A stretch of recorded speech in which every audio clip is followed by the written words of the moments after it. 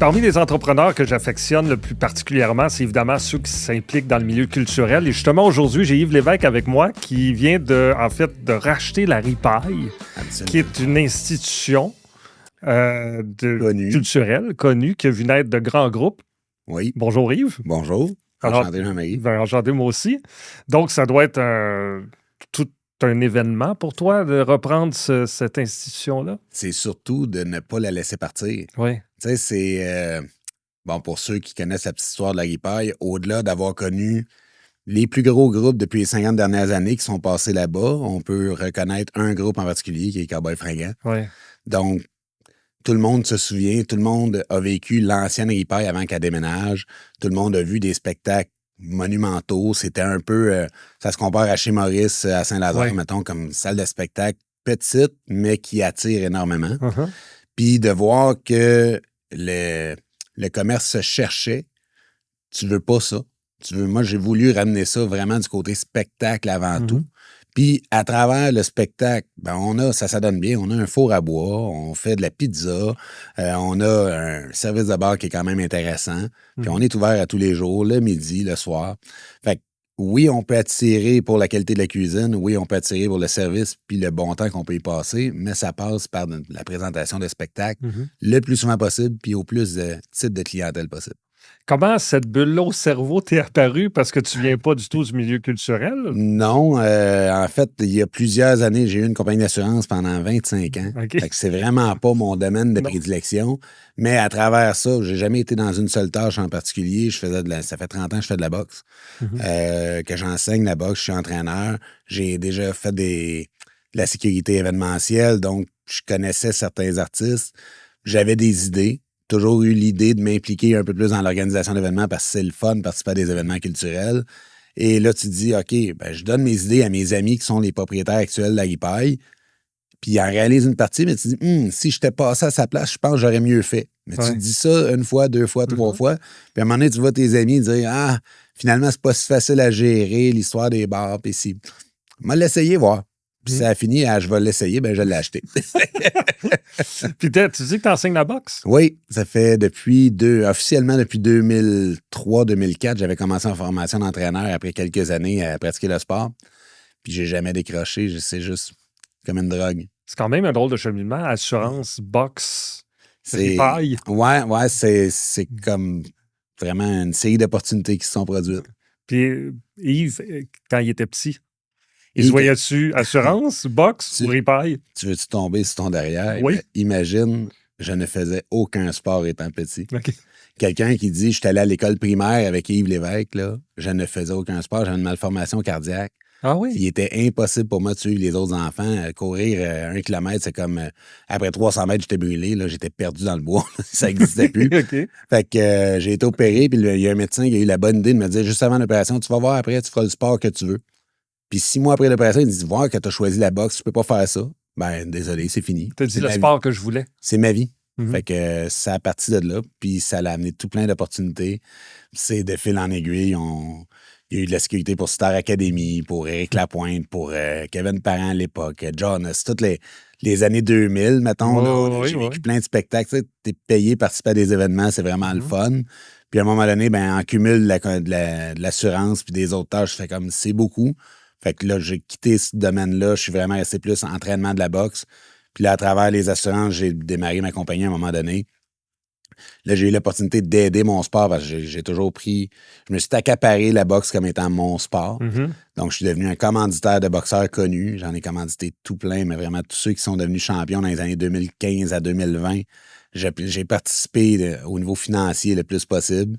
Puis après ça, à un moment donné, il m'est arrivé sur ma route Marie-Pierre Roule, qui est allé 2 fois en championnat du monde, puis c'est moi qui ai été son gérant. Ah oui? Ouais. Là, aujourd'hui, malheureusement, je le suis plus parce que je pense pour ce qui reste de sa carrière, elle a un bon promoteur, elle est avec le groupe Yvon Michel. Puis moi, de mon côté, là, je suis juste tout simplement débordé. Fait que je m'occupe encore de certains boxeurs, mais vraiment beaucoup de la Ripaille. Puis quand on dit que c'est un endroit qui va être qui est culturel, mais qui va l'être un peu plus, on va retrouver quoi? On retrouve, c'est très varié. Quand on dit, on a lancé une idée il n'y a pas si longtemps que la Ripaille, c'est 7 jours sur 7. On s'est toujours dit, dans les dernières années, à Repentigny, il se passe quoi? des fois, on se dit, il se passe rien. Rien. Donc, c'est triste. On peut penser à d'autres villes aussi. Il y en a plein. Il n'y a rien. Il y a rien. Ben, nous, on s'est dit, à Repentigny, il y a toujours quelque chose, puis par où ça passe, il faut que ça passe par la ripaille. Fait qu'on s'est dit, les mardis, on avait des rencontres de collectionneurs de voitures. Voitures classiques. OK, on prend ça une fois par mois. Si on est capable de le faire plus souvent, on le fait plus souvent. Les mercredis, on veut des chansonniers. C'est le fun de finir la journée, prendre une petite bière, chansonnier, belle ambiance, un 6h à 20h, 18h à 20h.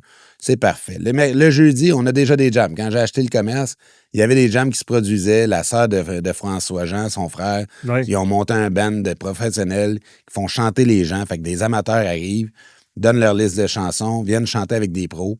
Fait qu'au lieu de faire du karaoké, tu participes à un jam, ce qui est le fun Très aussi. cool.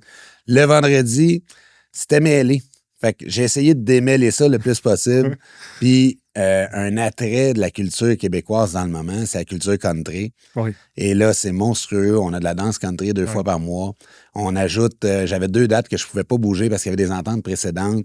On a de la danse sociale pour les personnes âgées 1 fois par mois, le vendredi soir.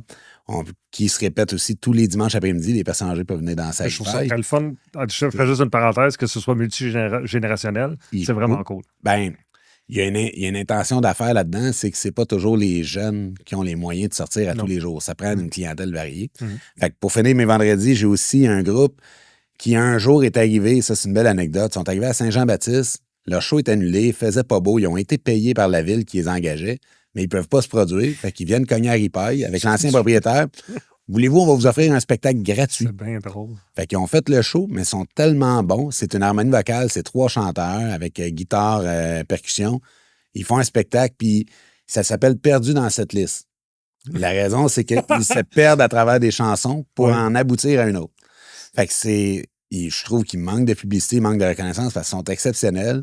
L'entente, c'est qu'ils viennent 1 fois par mois se produire chez nous et c'est toujours presque plein. On parle de ces 80 à 100 personnes et plus. C'est bien le fun. Qui viennent voir ça. Puis c'est toujours spectaculaire parce qu'il y a toujours des nouveautés. Selon les moments de l'année, là, on a eu la Saint-Jean-Baptiste. Ils nous ont fait une setlist justement francophone. Puis des fois, ils mélangent, ils vont tricher, aller dans l'anglophone, mais nous revenir avec une chanson francophone. Donc, tu peux pas leur reprocher. Non. Mais tu sais, commencer avec un Éric Lapointe, finir avec Michael Jackson dans la même chanson, tu fais comme... le chemin. Le chemin est pas pire.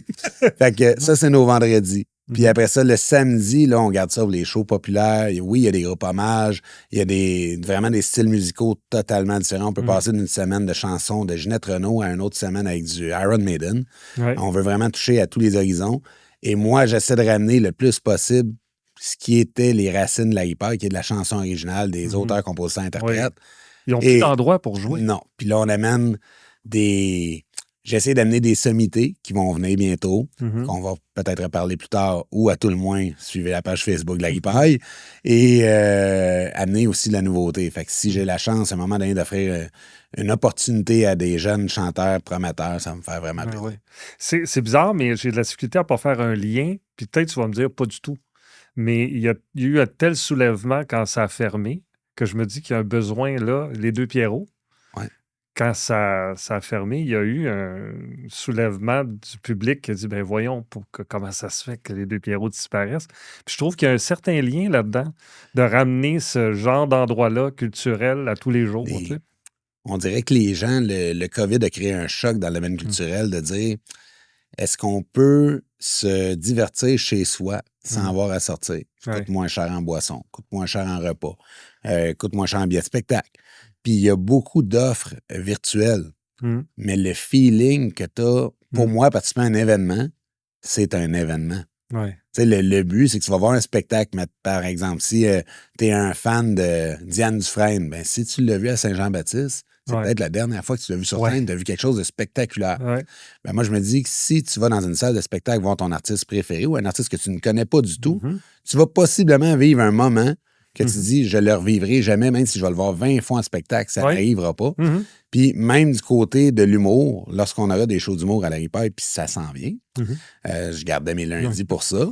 Je suis certain que tu te doutes où je m'en vais avec ça. C'est bon. Mais l'idée, c'est qu'il va arriver une blague ratée, une situation, un décrochage qui fait en sorte qu'à une certaine époque, Juste pour rire était célèbre pour ces gars-là parce qu'il y avait des décrochages monumentaux. Tu te dis, faut capter ça, puis il faut le répéter parce que c'était très bon. Puis il y a des moments uniques dans des... je me rappelle qu'un des shows, de bar, entre guillemets, que j'ai fait qui est le plus mémorable, c'était à Amos. Puis moi, à l'époque, j'avais un show avec beaucoup de trames sonores puis de numéros visuels, puis ça prenait du son, en fait. Puis il y a eu une panne d'électricité. Puis il a fallu que je fasse mon show dans le noir avec les gens qui allumaient la lumière du sel pour m'éclairer. Puis j'ai fait juste du stand-up assis sur un tabouret. C'est un de mes plus beaux souvenirs de show. J'avoue que l'ambiance va être incroyable. Parce que tout le monde était hyper attentif. C'est devenu comme silencieux, silencieux, silencieux, avec des gros rires. Puis c'est devenu un souvenir qui reste, dont je me souviens souvent, je m'en rappelle. Puis Fait que c'est vrai que ça crée des moments uniques. Puis plus il y a des moments uniques comme ça, plus on se rappelle des spectacles. Puis tu sais, les gens se rendent, en tout cas certaines personnes, peut-être les plus jeunes, tu te rends pas compte à un moment donné qu'être isolé chez vous devant ton écran, genre avec tes amis par Messenger ou autre, c'est pas comme la relation que tu as d'aller t'asseoir au bar, salle de spectacle, le service avec les échanges avec les employés, d'avoir un bon service, de vivre une expérience gastronomique en même temps, d'apprendre des nouveaux drinks parce que tu peux pas tout trouver sur ChatGPT. Des fois, l'inspiration du moment, tranche de vie. Je suis pas un barman dans la vie, mais je travaille derrière le bar de temps en temps pour aider mes employés. Puis une cliente vient me demander, t'aurais pas un drink rafraîchissant parce que ton air climatisé ne fournit clairement pas. Puis là, tu commences à mélanger des affaires. Ah, ça prend un petit goût frais. On va le shaker à la glace. Merveilleux. La madame, elle a jamais bu quelque chose de bon même dans sa vie qu'elle me dit. Elle me dit, peux-tu me la refaire? Pas du tout. On va recommencer notre chose. C'était l'expérience. Mais tu sais, ça va peut-être amener ça cette année, que les gens redécouvrent de se réunir, tu sais. Puis c'est ça que ça fait, les shows. Puis tu as raison que les gens l'oublient. Les gens oublient ce que ça fait en dedans, de vivre quelque chose avec d'autres mondes en même temps. T'sais. Absolument. Ben, merci de ramener la ripaille. C'est tellement cool. Puis j'ai très hâte parce que les lundis à l'automne, je vais animer une soirée d'humour. Absolument. Bienvenue chez nous. Ça me fait plaisir. Bienvenue chez vous, devrais-je dire. Beaucoup de plaisir. Ça va être à tous les 2 semaines, les lundis. On est en train de monter la formule ensemble. Ça va être très fun. Il va y avoir des découvertes, puis il va y avoir des bons gags. Oui, je suis honoré, moi, d'être à Ripaille. C'est tellement une institution. Moi, je connais ça. J'ai joué là il y a peut-être 20 quelques années. Une fois. Ça va être un beau rappel. Oui. Merci beaucoup, Yves. Merci.